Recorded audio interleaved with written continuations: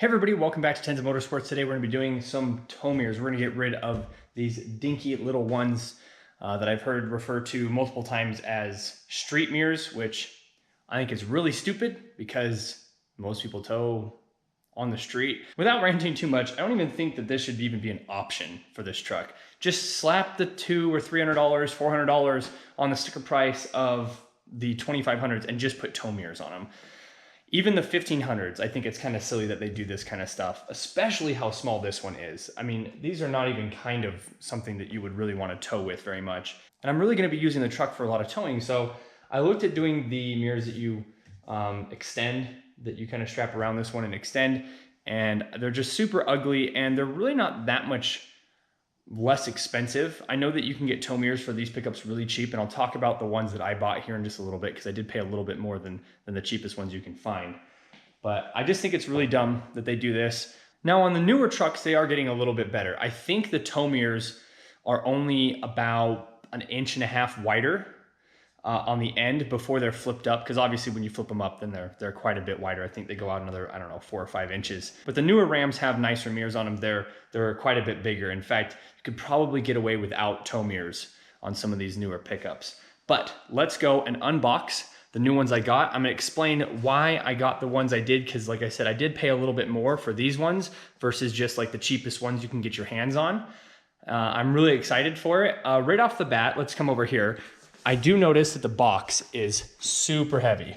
And one of the reasons I'm happy that the box is heavy is because that means that the mirrors are gonna be heavy.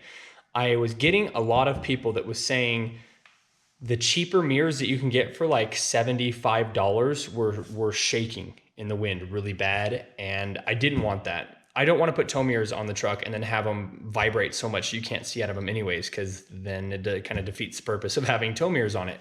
So let's get these unboxed, show them off a little bit, go over some of the features on them, and then we'll get them mounted to the truck.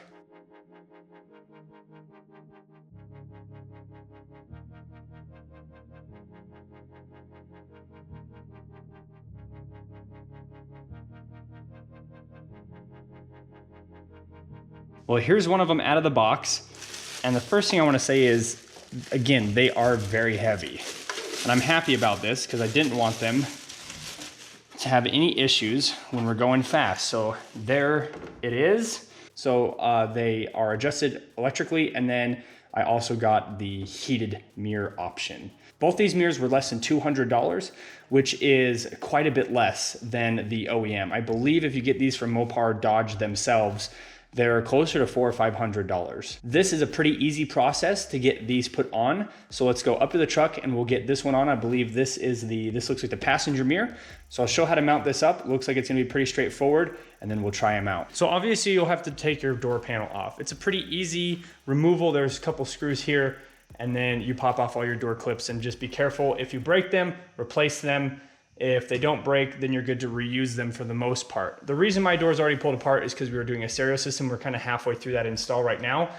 But with the door cards off, we're obviously gonna be doing tow mirrors, and I'm actually replacing this glass. So let's come up here to the mirror and get this one removed. So removal is pretty straightforward. There's gonna be 3 nuts here. So you got 1, 2, and 3. And then you have 1 plug right here. This foam piece sits right in there. I already have that pulled off because I was inspecting this morning. So when we're done with that, we'll just pop that back in and then we'll be good to go.